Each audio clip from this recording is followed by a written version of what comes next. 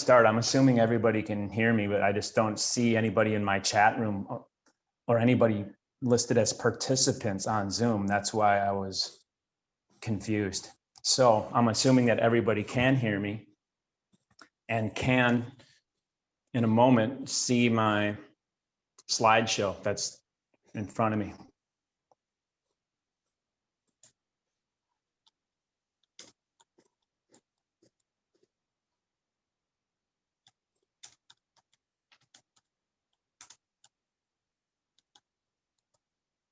So I'd like some feedback here. Can everyone see the slide?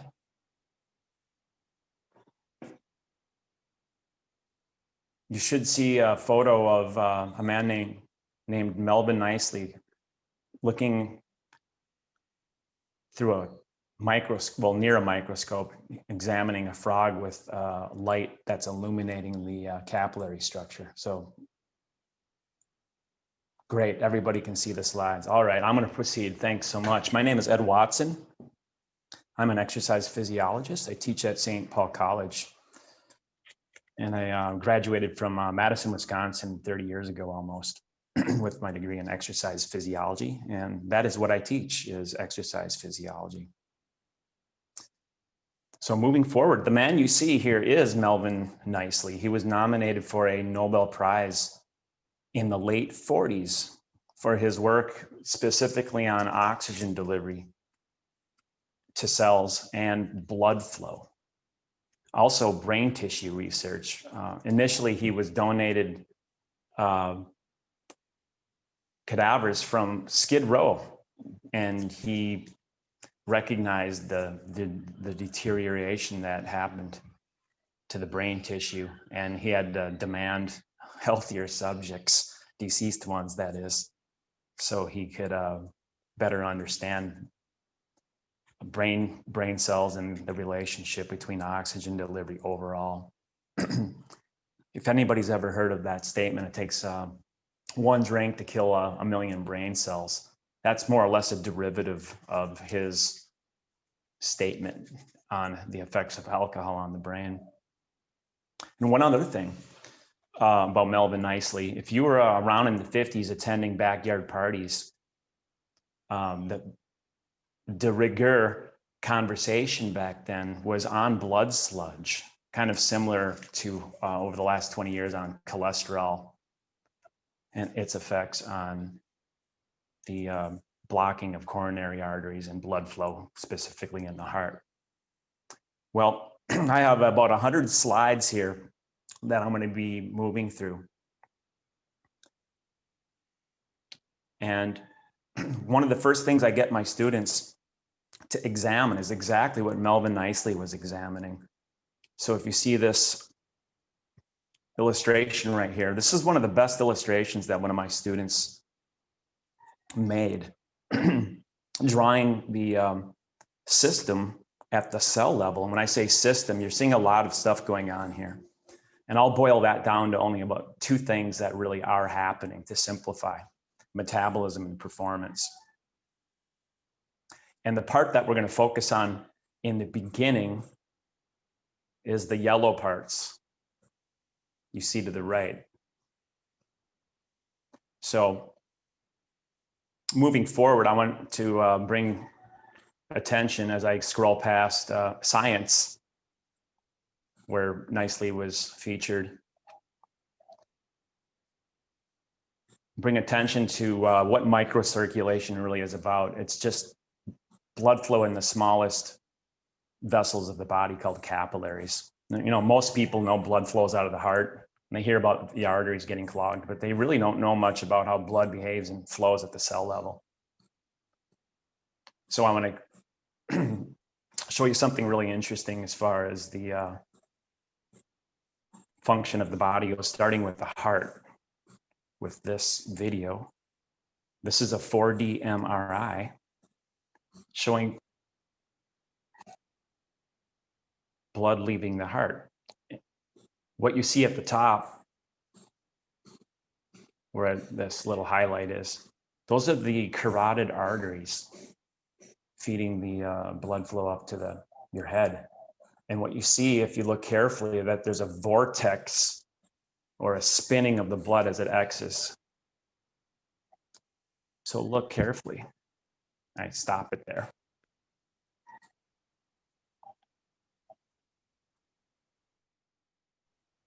Those lines are indicating the rotational aspect of the blood leaving the heart. So what happens when blood leaves the heart, as it spins, there's actually a low pressure that's formed and blood is actually sucked, not pumped per se. It's actually sucked by a negative pressure or a vacuum and pulled into the aorta, which is the largest vessel in the body. So that's directly leaving the left ventricle of the heart. So I want to bring attention to the heart.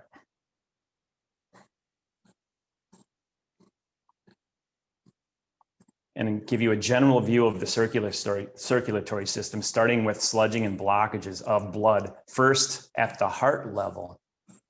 And whenever we talk about blockage of blood flow, really what we're terming that technically is called ischemia, which is the reduction of the oxygen as a result of blood being hindered in some fashion at any level, whether it's a major artery or down to the capillary level. So I just showed you that 4D MRI. Now overall, when blood is actually delivered, where is it going to? Well, everywhere. So these are illustrations from Nicely's featured article in Life magazine in 1948, 1 year after the Science article. So really fascinating illustrations back then, showing how arteries and veins and the whole system works. So you see this little statement, blood is delivered to who you are. What do I mean by that? Well, who you are is a collection of all the cells in your body. So you are basically all the cells collectively called tissue in capillary beds. Now, here's another rendition of the general overview of the same illustration we just looked at.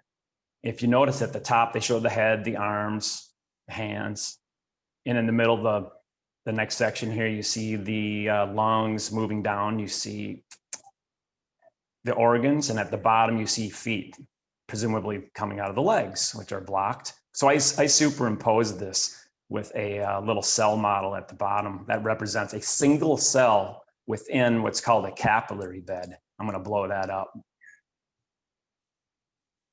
So who you are is actually a collection of cells which then form tissues which are specific. Could be a muscle, your brain, your kidney, or any other tissue is basically just a collection of cells. And they are embedded, like you see in this illustration. A single cell, for example, would be that little yellow dot in that man's thigh, blown up and then shown again in that little yellow dot in the center of the screen. There's a little delay here. That'd be a single cell within the capillary network. So that's how your cells are getting oxygen at the micro level, which is at the capillary level. And oxygen, of course, enters the lungs, circulates throughout your entire body, dissolved as gas all the way down to the cell level. It's still gas.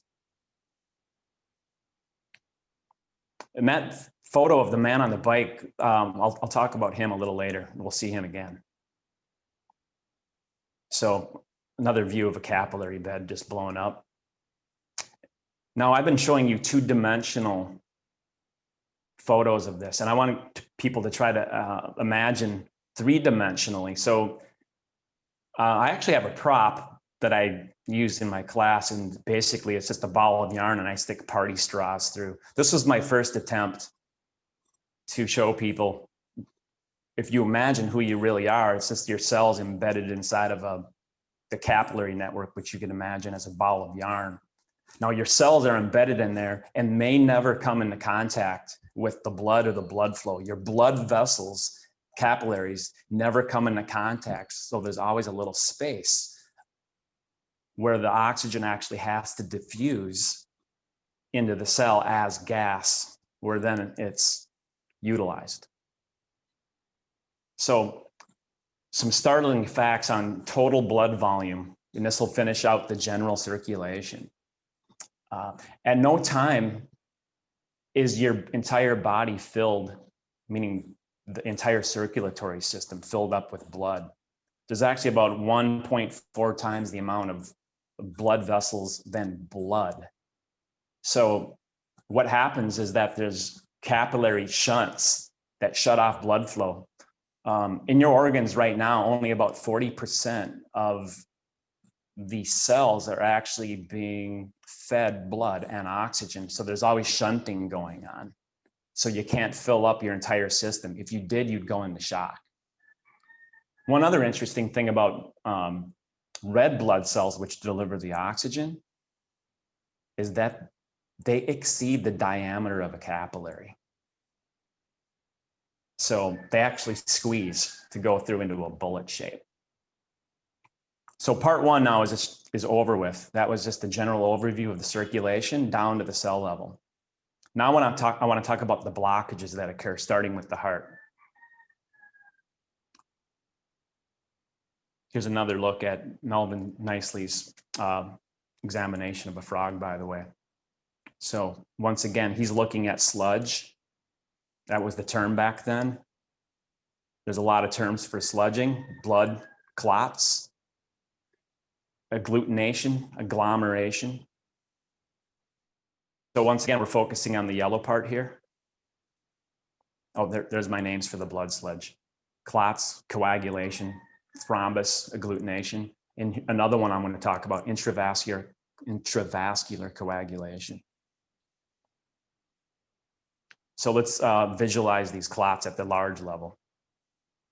First, let's consider the larger arteries in the heart, such as the coronary arteries. Another striking image from Melvin Nicely in the Life magazine. Those large red lit up vessels you see, those are the coronary arteries. And this is the best rendition I've ever seen showing how the coronary arteries branch right off directly, the aorta, to immediately give the heart muscle its oxygen that it needs. So right after oxygen has been, blood has been oxygenated by the lungs, it circulates down into the right half of the heart.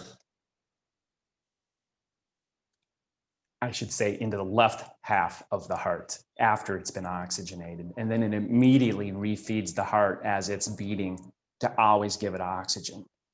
Now, what happens if a coronary artery gets blocked? I'm going to scroll to that. You'll see a region here where I poke my finger that's blocked. And what you'll see downstream from that is a area of the heart where it's colored a little dark. That's the area of the heart those muscle cells start to die.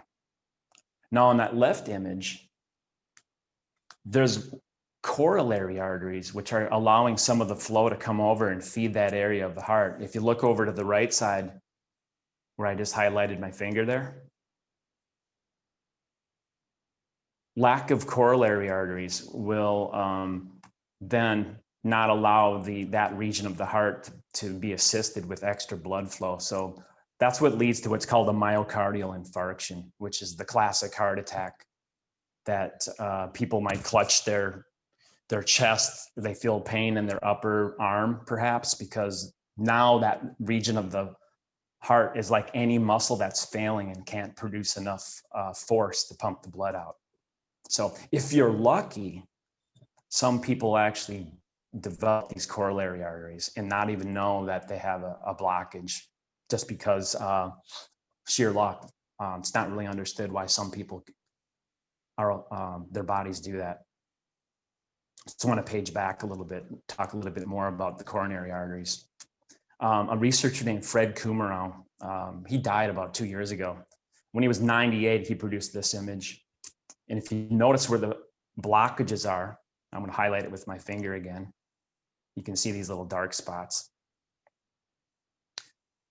Those are the areas where the plaque or the calcium will accumulate on the coronary arteries. And almost always that occurs where there's a branch. And that's where turbulence of the blood flow is. So whenever you get turbulence and disturbances in the flow of blood, that puts a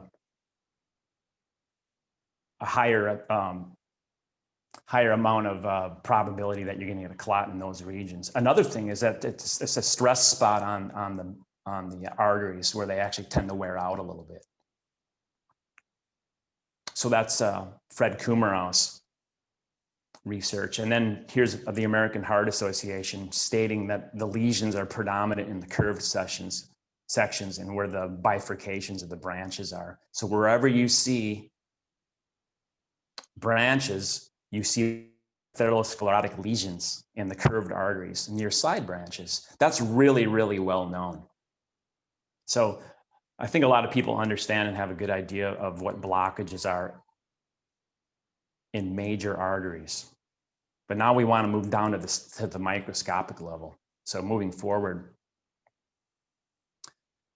this is what Nicely was looking at. And what he observed initially was how malaria would cause blood sludging in animals. And actually that was first observed, interestingly, in 1852. It was understood that a virus could cause blood sludging. All right. So he was really interested in how malaria caused that. And then he went on to research oxygen delivery and blood flow. And what he started to see, as I referred to in my description of this class, is the quirky physics about blood. Now, one thing about blood is that it's thixotropic, and that sounds like a weird word, but all of you are familiar with that phenomena. If you've ever tried to pour ketchup out of a bottle, and at first it won't come out, you jostle it, you poke a butter knife in it, and it starts to come out, and then suddenly it bloops out quicker. That's because when the velocity of blood or ketchup increases, when the velocity increases, the viscosity decreases. Water does not act that way. Blood is special. Certain other substances are like that also. Actually, cement is one of them also. And so there's that's one of the quirky things about blood, and that affects how the red blood cells flow through the capillary level.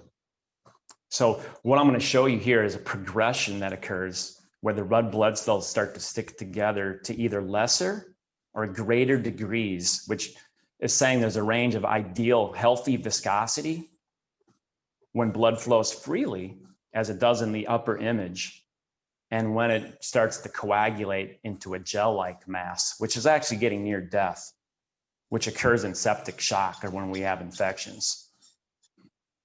So moving forward here, even under normal conditions, your red blood cells must deform into a bullet shape to flow through the capillary. And here's some more looks at the setup that Nicely looked at to show you what we're examining right now. And that's a rod of quartz, by the way, infused with light, which somehow allowed him to observe the circulation in vivo, live. So that frog is alive. I don't know how that technique really works. It's pretty fascinating. So the photos that he took, or he got from a photographer that set up a special camera. Here you can see the red blood cells flowing single file, like they should, more or less through a capillary. But he ran an experiment, and during this experiment, like it says, from life to death, he was showing what were called the phases of blood sludging when the frog was infected with a virus. So he purposely caused this to happen and showed people how this would work. Of course, they were promising drugs to help fight these problems back then. And here we are today dealing with the same issue. So it's really hard to tell what's going on here, but if you look, you can see that the blood vessels are starting to look a little darker. And that's showing how as the animal is starting to suffer and die, the blood cells are starting to agglutinate and stick together in the small capillaries. So how could you see this in a human, you might wonder? Well, if you look through the whites of the sclera of the eyes, you can see the capillary flow through a 60 times magnified microscope with the right lighting. You can see single file red blood cells flowing through capillaries, or you can see they start to stick together.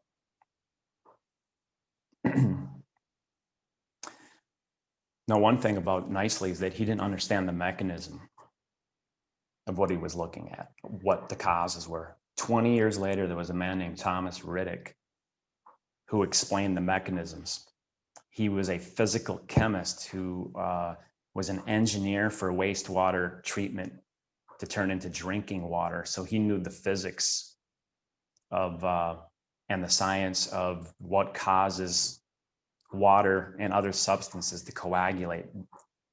Because one thing about when you treat water, you have to get the large particulates out first and then progressively get the smaller things out. So that science is sort of similar to the physics of what happens in the blood. I can talk about that in maybe detail a little later here, okay?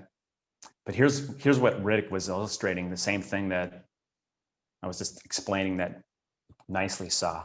You see normal flow of red blood cells in a capillary. And actually those should be depicted as a bullet shape if it was truly correct. And then what happens progressively now is you start to see them streak, which he labeled as comets. So he developed a scale from the most free-flowing state to the gel-like state. And the 7 degrees are characteristics of intravascular coagulation.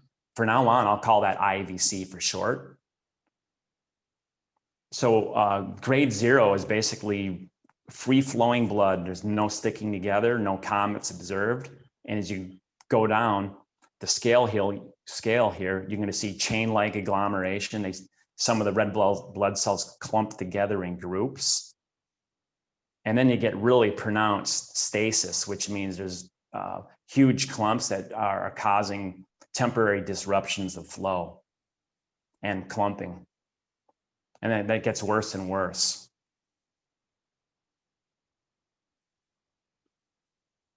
So some of the images you see, here's some of the clumping, and the worst of all would be sedimented, where things aren't even held in suspension.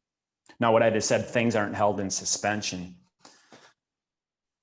Red blood cells, white blood cells, and platelets are called the 3 formed elements that take up most of the stuff that's in the cells that are in blood. There's other stuff, proteins and ions.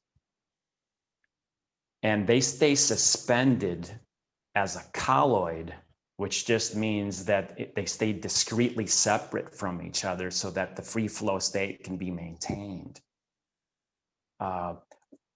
One thing about colloids is that we are familiar with what they are as far as common things that we've heard of. Whipped cream is a colloid. It's gas suspended in a liquid.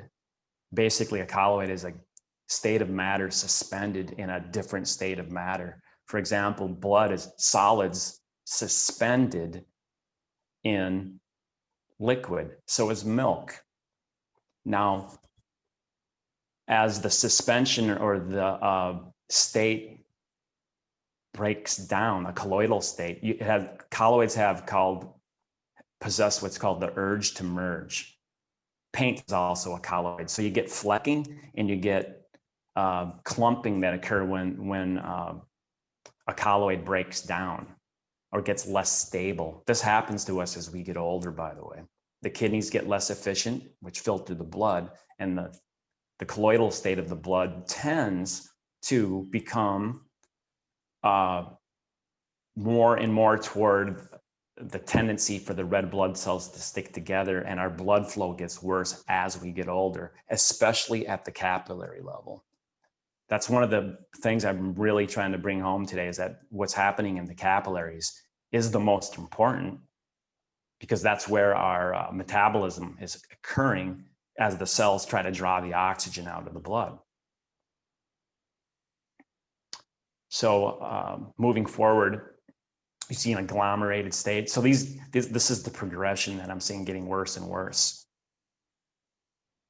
Now, I'm going to skip that and come right back to it. Here's where you see the stasis occurring. These are actually based on photographs called cinetracing that Melvin Nicely produced, but Riddick used it to illustrate how you get bulbous red masses forming in arterioles, which are somewhat larger than capillaries, but not that much larger. And you get the red blood cells moving through in mass chunks. Very difficult to move through a branch or a bifurcation, by the way. This is related to the plaque formation in the coronary arteries of the heart, by the way. So this is more of a large scale again, where you get right here in the middle of the screen where I'm touching my finger here. You get white blood cells settling in, and you get scarring on the arteries. And so your body's actually trying to protect itself, because along these masses here, you get settling of bacteria and other things that get caught up and attack the cell wall of the blood vessel. So you get a lot of damage done at the blood vessel, where you get sludging or clumps. Now, one thing about the heart, this is quite fascinating. This is actually why Thomas Riddick did his research. He started experiencing heart arrhythmias, and he developed what's called a regimen or a protocol for treating people with heart arrhythmias. And I'm going to allude to this in the next part 2 tomorrow of this seminar series, or this clinic. But this is just a study of a male, of the many people that he worked with, and they used EKG readings to look at the heart rhythm, which is actually showing how your heart beats either correctly or not. And after this man was treated, he had a significant reduction in the malfunctional heartbeats. As you see here in the where my finger just highlights here for a moment, he had one malfunctional preventricular contraction every 6 to 8 beats. That is extremely significant. And after he was treated, the ratio dropped to 1 in 12 after 2 weeks. And 6 months later, 1 or 2 malfunctions per 1,000 beats. The reason why this is occurring is because he's actually treating and fixing the sludging of the blood at the capillary level, okay? And the reason why this works is because if you look at the heart valve, this is the valve between the left atrium and the left ventricle.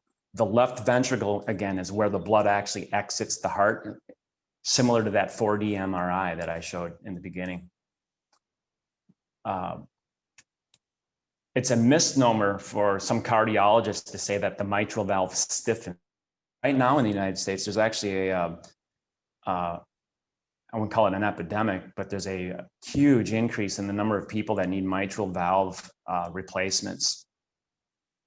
The reason why the valve actually gets stiff is because the red blood cells start to clump together in the capillary network, making the valve itself not seat and tighten up correctly. So if the red blood cells are flowing through freely, the valve works like it's supposed to, but as the blood sludges and you get more clumping over time as you get older, that valve doesn't open up and close correctly. And that starts leading to the arrhythmias that occur because you get wonky timing between the left atrium above and the ventricle below.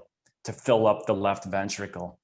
Because once again, that valve is actually between the upper chamber, the left atrium, and the lower ventricle where the blood comes out. So it's crucial to have healthy blood at the capillary level. So this next statement here is going to allude to what's going on in the world today. I'm going to touch a little bit on the coronavirus. All right. One thing that Riddick understood and observed time and time again is that a virus such as even like he says here, a 2-day virus or a head cold will in 24 hours increase IVC from a grade 0 up to a grade 3 and occasionally to a grade 4. So you get significant amount of sticking, clumping red blood cells. And he then notes that if you're infected by a microorganism, a pathogen, you get often a degree of grade 4 to grade 5. And this is temporary, but also there is lasting effects, as we do know. Another interesting thing is that we do get fluctuations, especially women during the menstrual period. And one thing that is actually a positive effect, so to speak, of high blood pressure, I'll allude to this. If you have vasoconstriction, this really isn't good news. Your blood has to move faster. And if your blood moves faster, go back to being thixotropic, the quicker it flows, its viscosity decreases. So that can mask the IVC. It's kind of a protective measure because if your blood actually slows down, it gets thicker, so to speak. So quickening the blood through high blood pressure can hide that phenomena. So here's another familiar image we see today. This was actually from the Wall Street Journal, showing the circulatory system. And one thing that's caused by the coronavirus is widespread systemic blood coagulation. All right. Now, this isn't really news. Virtually all pathogens, example of a group, malaria, flu, common colds. My dad died of septic shock, by the way. He was infected by the most common one of all that you get in the hospital, forgetting the name of it at the moment. Good Lord. I'll come back to that in a moment. You often get it when you get cut by a piece of metal, sheet metal or something like that. So my dad died of septic shock. And when that happens, basically your blood is completely coagulated at that point when you're in that state of shock. So here's the interesting thing about this, an article I read back in June. At least 30% of the patients with coronavirus develop blood clots to their kidneys, the heart and brain, as well as their lungs. Actually, that's systemic. And there's a man in Jerusalem who works at a hospital that noticed there's basically a direct correlation between the amount of what are called alpha defensins and the symptoms of the reaction. The patients with the mild symptoms have the lowest level of these alpha defensins. I'll explain what these are a little bit later. And patients with the worst symptoms have high levels. And basically what the defensins do is if you have a high level of those, this is right from the article, it speeds up blood clot formation, which is bad, obviously, especially if it's in the veins. You can get a pulmonary embolism, a heart attack, or a stroke. So what all pathogens and all viruses actually do is they cause the cells in your body to react. Now, when the cells react themselves, that's called innate reaction, which is it's also called innate immunity. But really, it's the cells just reacting when they're being attacked by something. You might ask, what's being done? Well, actually, there's this substance that's used called colchicine, which is being right now, as we speak, tested in 10 trials to alleviate the blood sludging that occurs. And this is really not news. This is from the article, from this PubMed article, where you can find the information on the colchicine trials, which are still going on, so the results haven't been released yet. Now, if anybody wants this slideshow, by the way, you can email me and I will provide this slideshow if you guys anybody wants to look this stuff up and have some reference material, all right? But of course, abnormalities of blood flow and what's in the blood constituents, and an injured vessel wall are all factors that cause clots. That's not news, that's really old news. So ending the part 2, which is on blockages and sludging, and then part 3, which I just talked about, successive phases in the progression of blood sludging at the capillary level, is also related to as we age. If you look at the overall cause of death as we get older, there's only one, this purple region right here, cause of death that becomes greater and greater and greater if we live long enough, and that's circulatory diseases. And most people, in my opinion, from what I've just hear from people, when they think circulatory diseases, they usually think heart and coronary arteries. But really, it's the whole system, including the blood itself. And that's identical for all groups, by the way.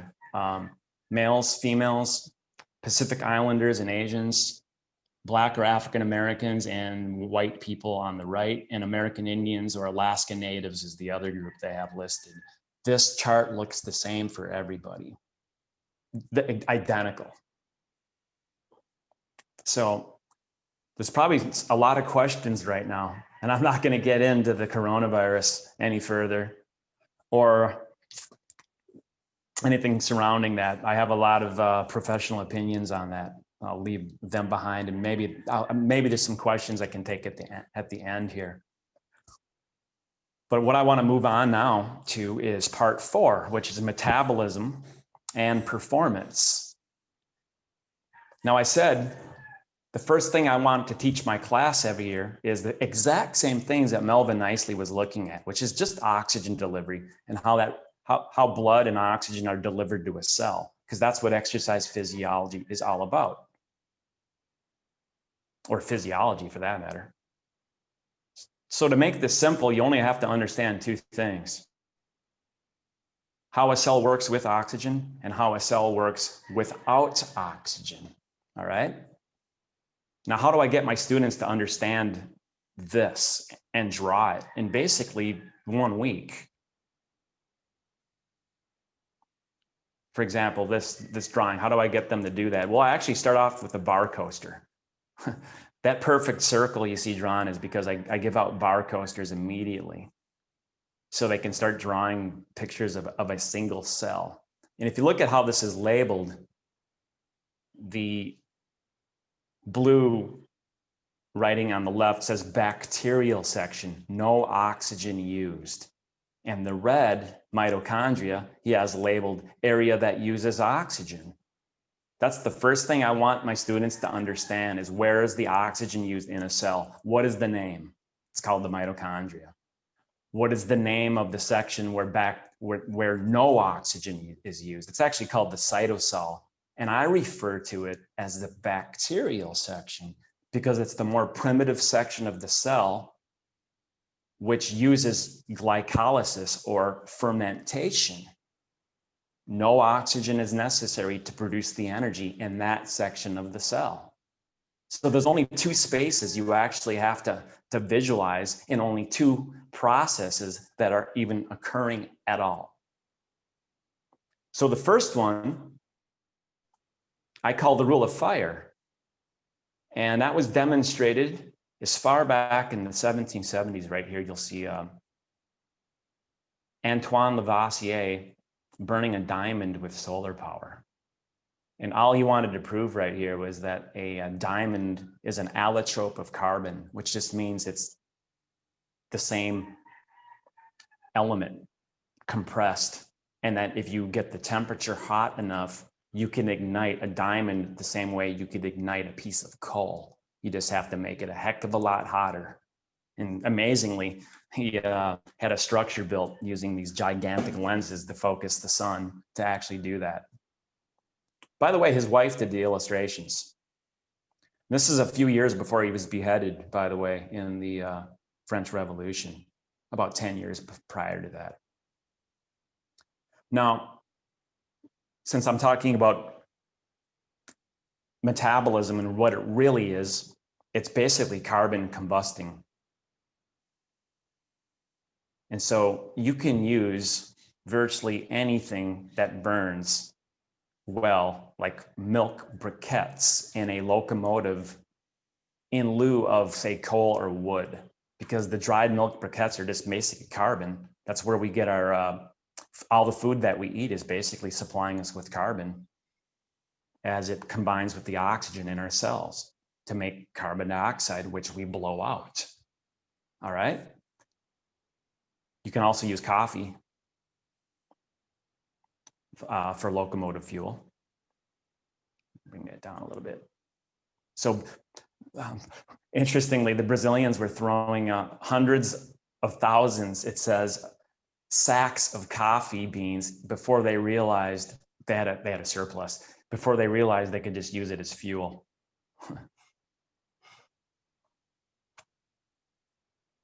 Here's another illustration of Antoine Lavoisier conducting his early respiration experiments. Basically, he was just collecting carbon dioxide because he knew it was a different gas from the one that we were breathing in. So he named the elements, but initially on the element, the periodic table: oxygen, carbon, hydrogen, etc. And there's his wife even drew herself, drawing the illustration. She's on the right. So day one in my class, what I teach is this: respiration is a slow form of combustion. And the rule of fire is nothing other than fuel plus oxygen produces CO2, water, and heat. So we kind of learn that when we're 5. Your uncle or grandpa says, "Hey, Junior, throw some fuel on the fire." Well, we're actually witnessing that in these experiments that I've shown you, but that's actually what's happening in our body with the carbon atoms. They're just combining with the oxygen, and so we're blowing that out. Now you notice that little biker right there on the left. Well, I told you I'd get back to him. Well, we're going to be discussing him very soon. Those were the experiments done in 1906 to measure metabolism in humans from rest to sprinting levels. So carbon is the fuel. Methane, propane, butane, glucose, fat, all of them provide the carbon atoms, combining with oxygen, and these are the balanced equations, and they all make CO2. I won't get into this today, but there's something called fuel substrate utilization. This was all figured out back in 1906, is that whenever you burn a glucose molecule or a fat molecule, it will always combine with a known amount of oxygen. So if you see glucose, it always will combine with 6 molecules of oxygen, and it will make 6 molecules of CO2. And since things are in a gas form, by the way, volume holds. So that 6 could be 6 liters of oxygen and 6 liters of CO2. And below, you'll see fat obeys the same physical law. So you can actually tell the amount of carbohydrates and the amount of fat that your body is burning at any moment by looking at the ratio of the carbon dioxide over the oxygen. I'm not going to get into that, but that we've known how to do that since 1906. So 2 spaces, properly labeled. This is totally incomplete, but I love this illustration. With oxygen and without oxygen. All I've shown you so far is that the rule of fire, where we combust the food we eat, happens in that area called with oxygen, called the mitochondria. It's a glorified firebox. Here's a more complete drawing where the person labels an inlet and an outlet and correctly labeled the bacterial part of the cell where anaerobic metabolism and no oxygen is used. They didn't get the formula down, but not bad for their first try. Now, if you take a single cell or all the cells of your body and encapsulate your entire body, like in a spacesuit or a scuba diver, your body is actually just acting as a single cell where the oxygen comes in and the carbon dioxide comes out as far as aerobic or oxidative metabolism goes.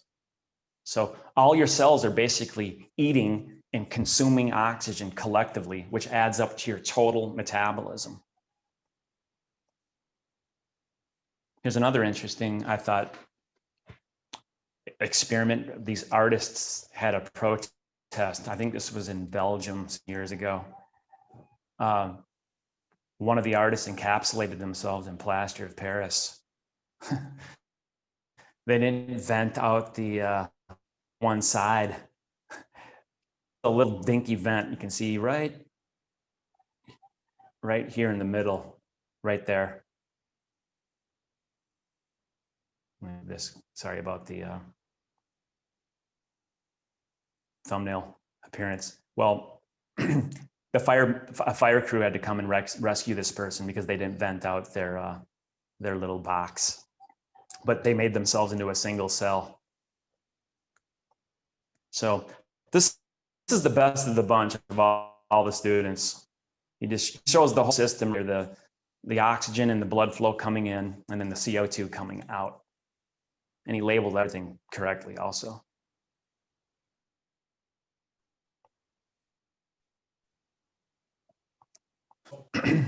Forward here. Part 5. I want you to connect what I just showed you, which is metabolism, to performance, which as analogs, meaning they're actually the same thing. A lot of people don't understand performance in the physical world as the exact same thing that's happening in a cell at a given moment. So the first way to get this across is I'm just going to show you the rate of oxygen consumption relative to one thing, movement. And once again, the mitochondria is where this is happening as far as oxygen consumption goes. And here's the cell model that I created some years ago. That's a picture of votive candles in a glass bowl. I put enough water to not go over the votive candles and then colored it with yellow food coloring, quite darkly. So the candles represent the mitochondria where oxygen is used, and the water with the food coloring represents where anaerobic metabolism or power is produced in a muscle cell. But right now we're looking at oxygen, which is really simple. I have a picture of a fireman delivering coal into a locomotive. Now, if you increase the rate of fuel delivery by throwing more coal into a fire, the fire burns hotter.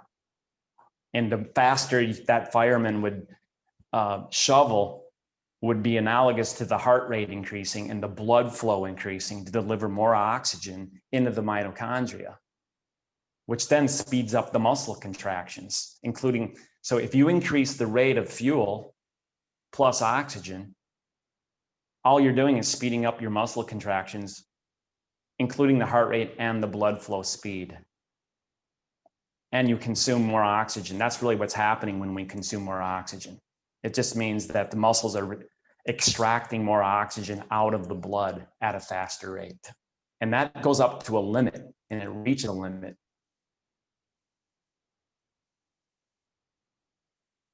And that limit is about 15 miles per hour.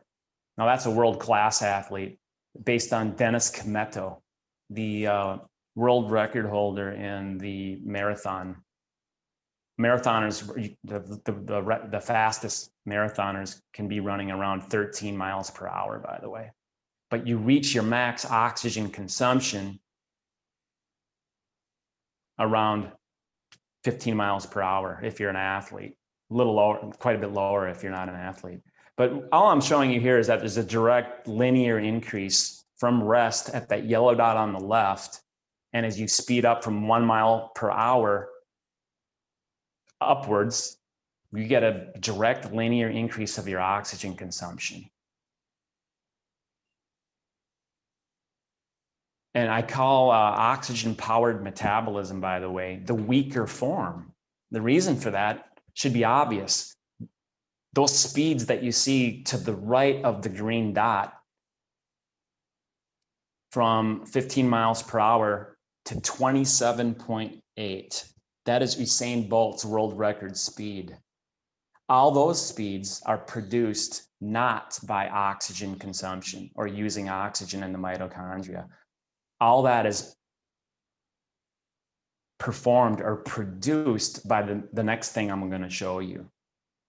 So oxygen consumption or powered metabolism are the same thing. The performance is metabolism at a faster rate in a cell, just like the fireman shoveling coal into a firebox on a locomotive. Now, in 1906, a guy named Atwater, he did all this stuff by stuffing a biker into a box. I'm going to show you some photos. And what he was collecting here was the carbon dioxide. And just like a tank attached to a scuba diver, they fed the oxygen in a known volume. So they knew exactly how much oxygen he was consuming because they controlled the release of the oxygen into the room from a tank. I mean, they knew what the volume was.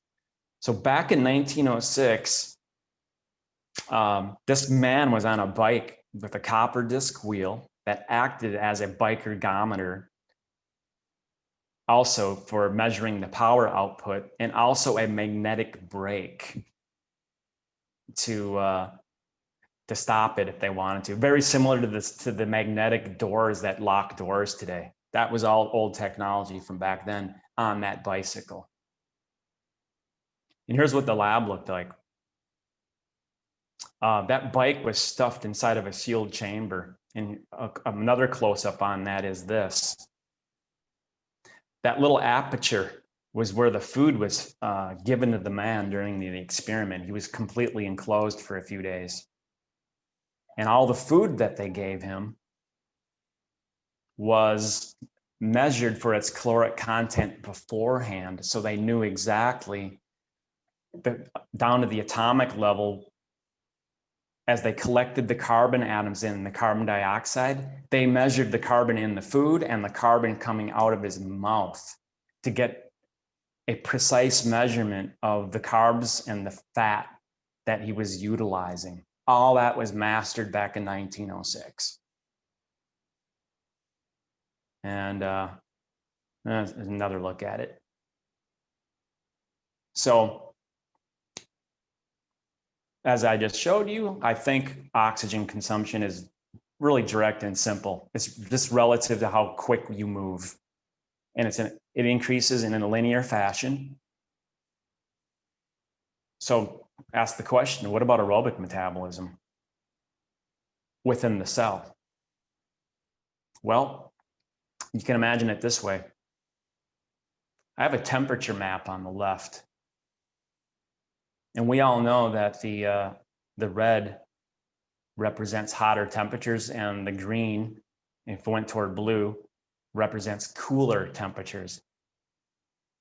And we also understand that the rate of the vibration of the molecules of the air, if it's faster, hits our skin at a greater rate, which makes us feel warm. And cooler temperatures, the molecule vibrations of the air slow down, and we feel cooler as a result of the molecules not hitting our skin at as quick a rate. Of course, if that went to absolute zero, there'd be no molecule vibration at all. 273 below Celsius, I think that is. So 0 Kelvin. Well, at any rate, I just used the same idea with yellow food coloring. If you look at the woman, the cell liquid, which is the yellow food coloring, is a lighter color. That represents the amount of anaerobic power being produced, which is very little when you're sitting. The little girl on the bike, it's a little bit darker. So whatever this process is that's speeding up is analogous to the color, the darkness of the yellow liquid, that is. And the sprinters, you see a very acrid yellow food coloring to represent the greatest rate of anaerobic power, which is visualized on the same graph I just showed you from at rest to 27.8 miles per hour. This line is just representing the rate of fermentation or glycolysis, which is producing lactate. Some people call it lactic acid. And in the beginning phase of slower speeds, it's a somewhat linear increase. But as you reach your VO2 max and you can't produce the power, almost all the power for running 5K, 3K faster races up the 100-meter dash are powered by anaerobic metabolism, which does not require oxygen. You've heard me say the word fermentation. Back in Atwater's day, the guy that experimented with the biker in the chamber, they called glycolysis sugar fermentation back then. And most people understand what fermentation is, especially if they lived on a farm, which a lot of people did back then. Now the word has been changed into glycolysis, which I think confuses people. But I just wanted to let you know that's all the same thing. Anaerobic glycolysis and fermentation is nothing other than a sugar molecule called glucose fermenting at a high rate. And so the graph that you see is a reflection of the lactate, or of the splitting of the fermentation of glucose at an extremely fast rate.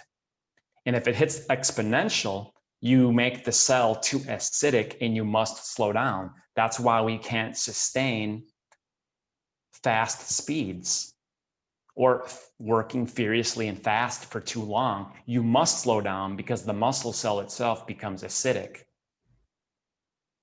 Now, everything I just showed you, take a little breath here, Ed, that's me, is nothing other than actually eating. We don't actually eat when we eat, when we put food down our mouth and into our stomach. We think we ate, but the energy in that food hasn't yet been even used. It's only the carbon atoms in glucose or the carbon atoms in fat, not protein, because protein's the engine. The carbon atoms in the fat and the carbon atoms in the glucose or carbohydrates must break down. And by the they're in the bloodstream floating around, you haven't utilized the food yet. Where does metabolism occur? Not in our stomachs, not in our blood, in the cell. So the first thing I try to teach my students is just this stuff right here, which is, where does metabolism occur? It's in the cell. Where does the performance occur? It's in the cell. And the two are the same. And so the rate of the cell eating is the same as the rate at which you exercise, which is just converting the energy, the carbon atoms in the food, either through the rule of fire, which is burning it in the mitochondria, or fermentation. There's only two ways that we actually truly eat. And that happens only in two spaces, as you see depicted in the cell models. So I think everybody can visualize two spaces. Give them a bar coaster, have them draw some more circles, and have them define the space. And then you know what's happening, where it's happening, relative to what you're doing in the real world.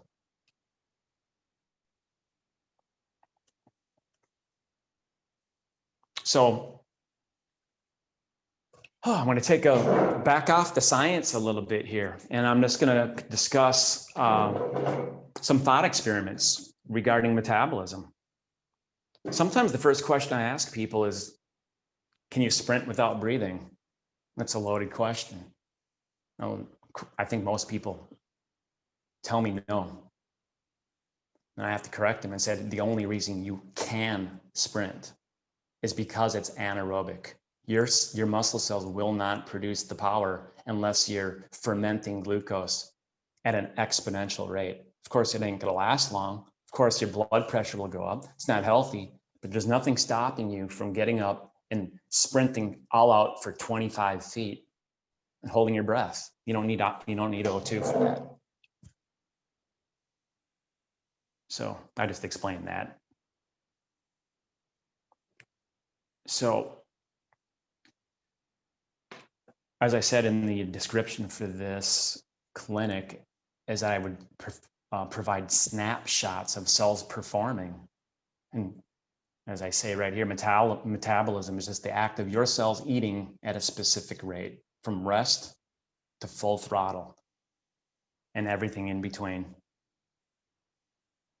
Another loaded question, how does a fetus breathe? Well, just like you and I, respiration is at the cell level.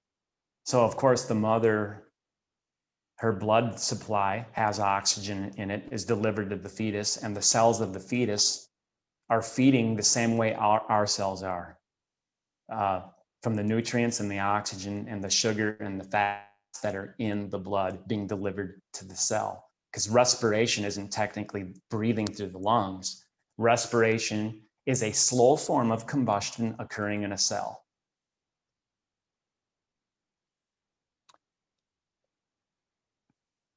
Here's some more thought experiments.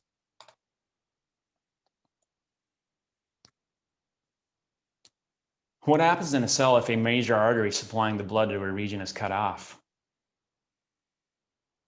Or you hold your breath, or you don't hold your breath? What happens in a cell when a tourniquet is applied, or a gunshot wound severs an artery, or if blood is cut off and agglutinated? What happens in the cell is what I just showed you regarding fermentation.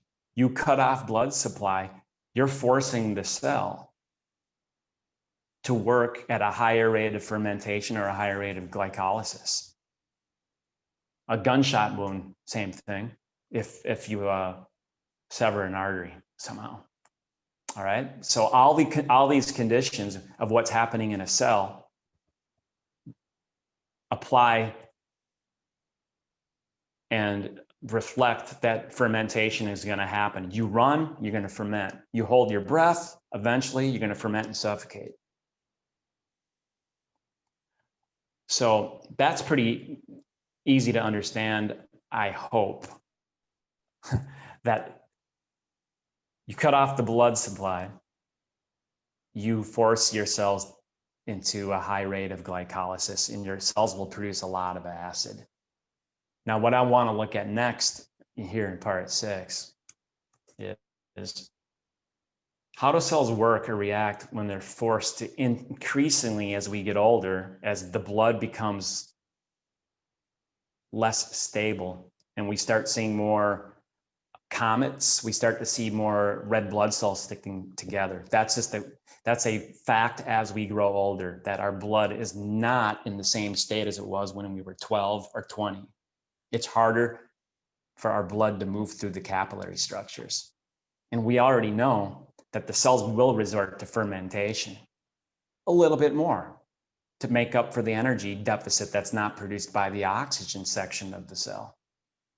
That's why you may feel, one of the reasons why when you get older, you might not because of the training aspect, but you might feel you get a burn or your muscles wear out a little faster because we become the cells get more acidic as we perform, as we get older, or if you're out of shape.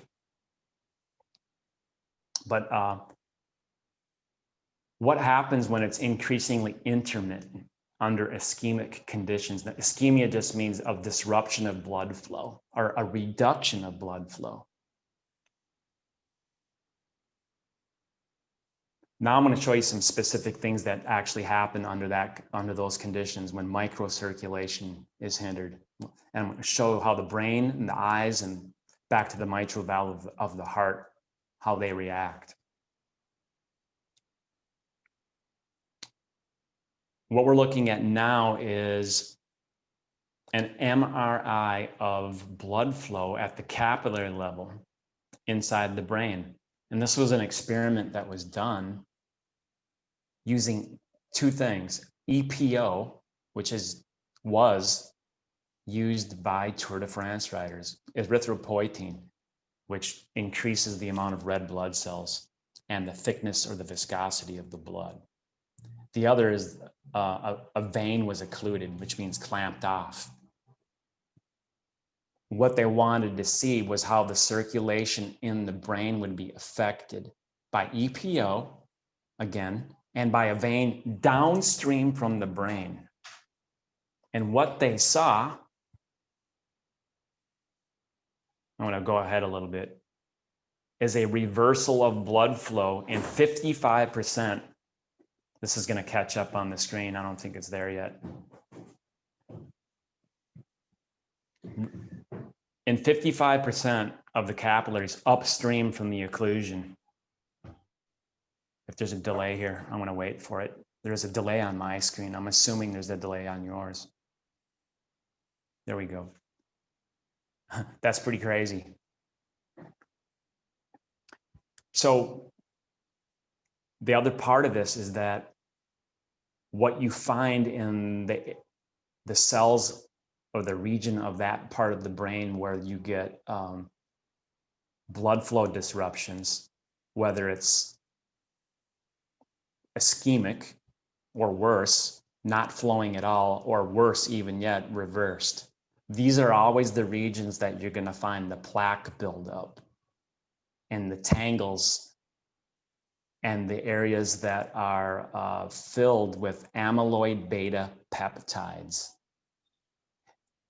That at first was a substance that was thought to cause the damage of the brain. But actually, the guys that actually understand this know that it's the cells producing those proteins because of their shock state when they're deprived of oxygen and deprived of blood flow, is that cells themselves produce shock proteins, which I covered not too long ago, beta defensins, alpha defensins. Shock proteins are produced innately by the cell under stressful conditions. And deprived of too long, basically you see a dried up riverbed, which is the capillary structure basically disintegrates, the cells die, and those are the regions of the brain where you're going to find these amyloid beta peptides and loss of cell tissue. Deprive the body of blood flow and nutrients, what happens? You, who you are, your cells, go away, wither away to nothing. But that's after they've been shocked. So let me go back a little bit. One thing with EPO that's used by cyclists is that it thickens the blood. And at one time, I remember reading that this is the pre-Lance Armstrong, the glory days of Lance Armstrong. There were more deaths in the cycling world due to heart attacks than all other major athletes from all sports combined. That's how common heart attacks were in professional cyclists. Outside Magazine was publishing this stuff at the time. And what they saw here, of course, is the cyclists, where the EPO injected animals, their capillary speed was reduced by almost a third compared to the controls. this reminds you of how if blood is thicker, its viscosity, its speed decreases. Or you could say if the speed decreases, the viscosity increases. Those two go hand in hand due to the thixotropic properties of blood. You slow it down, it gets thicker. It's harder to move it through the capillary levels. That's why EPO is actually sort of dangerous. Like I said, EPO increases the red blood cells percentage in the blood. So what you see on the left is that on the red part is called the hematocrit. That's the percentage of red blood cells in an untrained human. Interestingly, you look on the right in a endurance trained human, the percentage of red blood cells is less. To make a correction of this photo from the textbook I use in my class, they should have showed that the absolute amount of the red blood cells is greater. The vial on the right should be filled with a greater amount of liquid because your plasma actually increases overall. The amount of blood actually will increase by about 12%. I mean, the water plasma part. And so relatively speaking, the hematocrit, the amount of red blood cells relatively is less, which makes the blood less viscous. But actually there's in absolute terms, there are more red blood cells in a trained human, but relatively less because the absolute amount of the fluid is actually greater. So that's a mistake in that textbook. Now I'm going to make an important connection here. I highlighted this slide right here. I hope you're seeing this. I'm assuming everybody is still seeing what I'm seeing.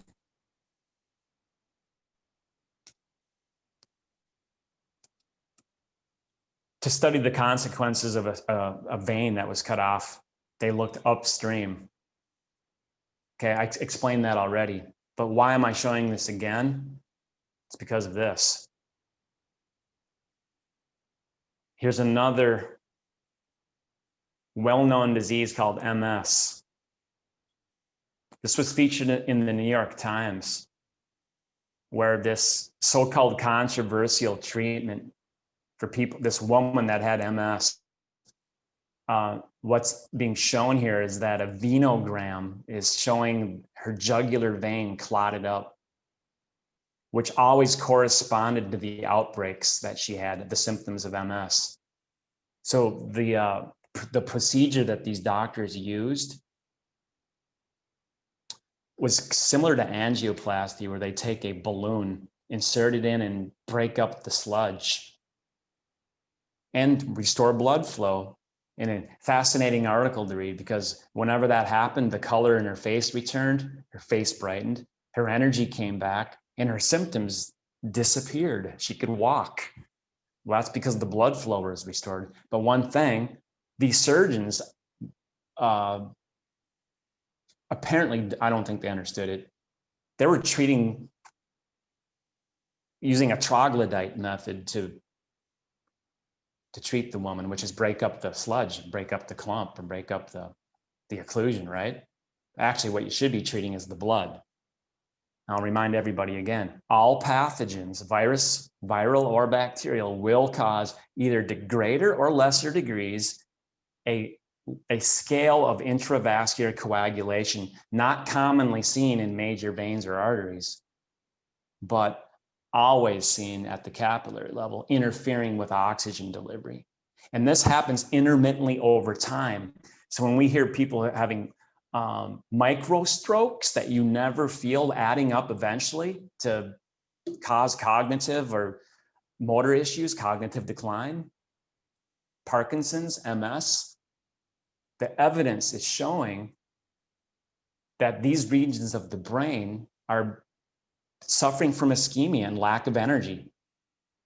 Everything I'm showing you here is actually called the energetic model, which is basically how do the cells and the mitochondria especially, how do they get their energy? Well, blood flow and nutrients, my friends. All right. Another part of this article that they refer to is stroke risk is elevated.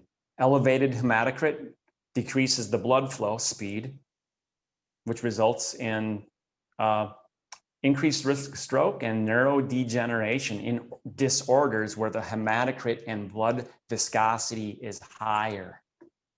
And I want to pound that home today. Blood viscosity decreasing is a result of our blood becoming less stable as a colloid. Blood is a colloid. It's a suspension of matter, red blood cells, white blood cells, and platelets and other stuff. So the more discrete and everything is suspended freely in the blood, you get greater blood flow and less restriction, and the viscosity is less as the blood flows through to feed your cells oxygen. So how quickly do I do this? With my students, ask them these questions. What is the result of basically ischemia? And why is it bad for a cell's aerobic metabolism? This was an assignment from January 2nd this year. Correct answer, which everybody had, hindered blood flow is what ischemia is. And it forces a cell to not use oxygen or to produce its power without oxygen, which is fermentation. Which cells are mostly most quickly damaged and shocked during periods of ischemia? Brain cells. We're all told when we're young, go 4 minutes without oxygen, your brain cells are dead. Can't go long. And what are the names of those shock proteins produced by the cells? Shock proteins. And what's the name of the type of immunity that allows these cells to protect themselves? It's called innate immunity. And where are we seeing this today? In spades with the coronavirus, of course. We talk about the innate, a lot of talk about the innate immune system being challenged. That's just your cells being challenged.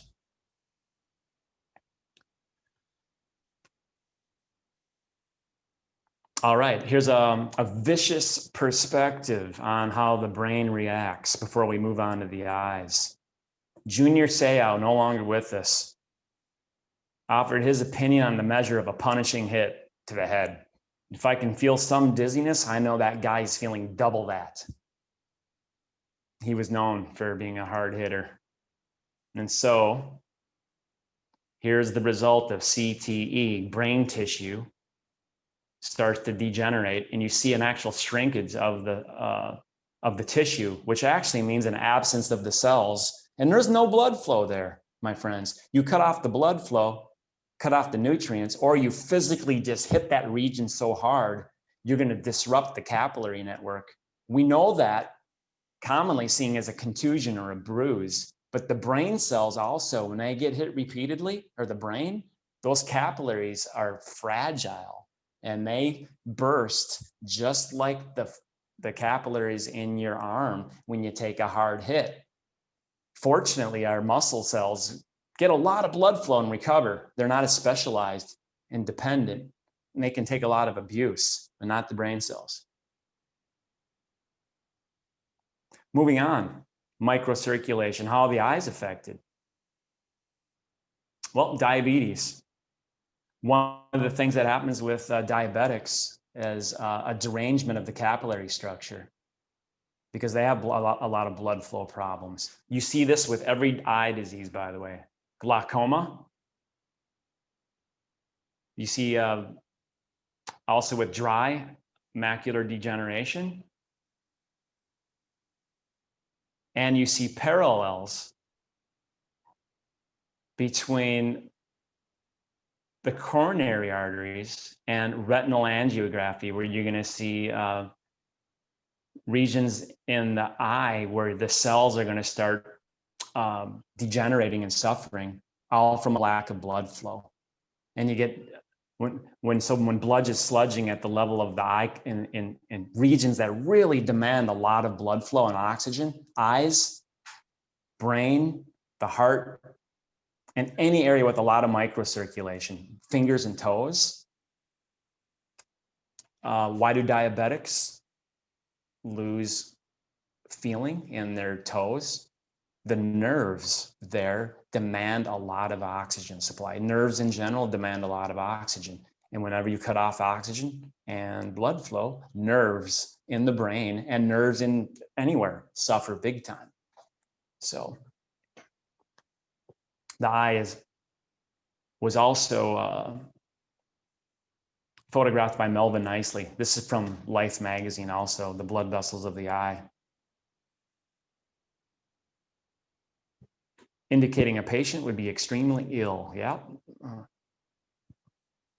Now let's move to the heart.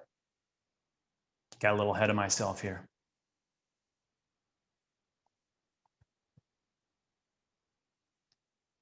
One thing about anaerobic metabolism and lack of blood flow is that the heart reverts to fermentation as we approach heart failure. So this is a graphic from the New England Journal of Medicine showing a normal heart, which is indicated by green, is producing the energy it needs from fat and glucose. By the way, fat is the primary fuel for the heart. I do other special seminars just on heart function and heart health. A lot of people don't realize that a normal, healthy heart, muscles too, the main fuel at rest is fat. Why does a hummingbird drink sugar water? Well, we only utilize a lot of glucose or sugar during high intensity exercise, just like on the chart I showed you.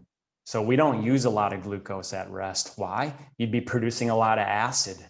We use oxygen at rest, and it's the fat that's actually utilized at rest in a greater percentage.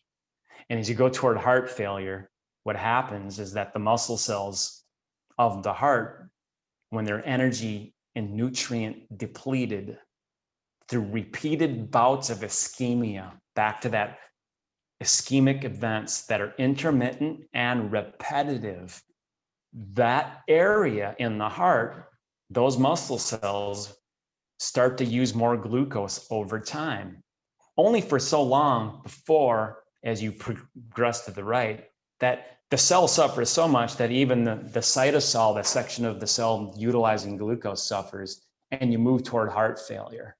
That is completely different from arteries being clogged. Heart failure is just the cells themselves being deprived and no longer contracting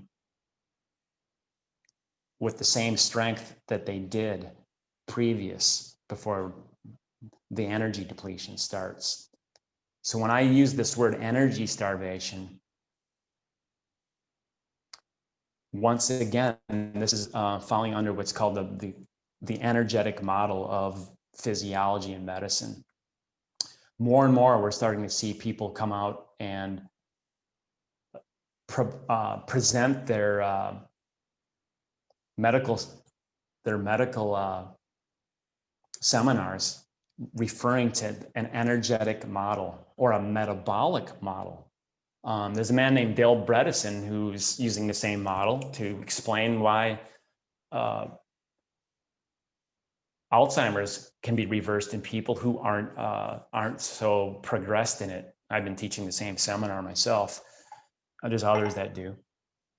Basically, you have to restore the nutrients, the energy, the blood flow, and get rest.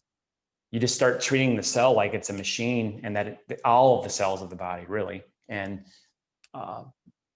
you get a lot of regeneration happening when you start looking at your body as an energetic system, which is actually the old way of teaching medicine. If you go back to the 1930s and 40s, prior to World War II, this was how medicine was taught. Atwater, who stuffed that bicyclist into that little chamber, That was all the energetic model back then. And I want to say one word about that too, about Atwater's experiment. That was considered the dream project of the 19th century. And at that time, funded by the Carnegie Institute, was the most expensive privately funded experiment in the history of the United States until putting a man on the moon. And for the life of me, I don't understand when you take a nutrition class, because all my physiology and all my nutrition class never mentioned him once. And to me, that's like taking physics in 11th grade and you hear about Isaac Newton. Well, imagine never hearing about Newton in physics class. In a nutrition class, it's equivalent. If you don't hear Atwater's name, it's because you're not being taught the history and the foundation of calories. He actually used the word calorie in a magazine in 1887 for the first time in American print. And for the next 20 years after that, people didn't even call calories calories. They called them Atwater factors, named after him. But science fades, and a lot of science, the first principles that founded the bedrock upon which we stand today, is forgotten, not even taught at the college level anymore. All right, so here's the mitral valve again. And that suffers big time when blood is sludging, by the way. If you don't have proper blood flow through your mitral valve, your valve is going to degenerate quickly. So I'm about to wrap up here. Again, I would like to take some questions, boy, and hear people's voices if I could. Gosh, I'm tired of the sound of my own voice. Here's the specific items I just talked about. You get derangement of the capillary structure and the flow in the eyes and the brains, in your brain and your heart. This leads to strokes, which are really just repeated ischemic events unnoticed over time, inflaming the cells, causing the innate immune reaction to occur in the brain cells. So you get these on-off reperfusion injuries, plaque, amyloid beta peptides, and shock proteins. That's the brain. In the heart, just as I showed you, the cells become energy starved. And this all leads back to that same graphic, showing the role of circulation in our life and in our death. As we get older, there's only one growing specter that gets larger and larger. Cancer gets less, kills off most people. If it's truly genetic when you're about 10. You see that on the left side of the graph. Cancer has a spike in the early stage of life. Those are people that are truly born with genetic cancer causing bad genes. You get knocked off fast if you have bad genes. And then by the time you're 20, cancer starts to grow. A lot of that is epigenetic, meaning the environmental factors. Pollution in the air, pollution in the water, pollution in the food, bad lifestyle, not moving around. In concert, circulatory diseases increase. If you beat cancer and you beat Father Time enough, around age 60, cancer drops. Less people are dying of cancer after age 60, but more and more people are dying of the circulatory diseases regardless. And respiratory goes up, if you notice, just above the circulatory, right along with it. That's the last slide I really want to show everybody here today.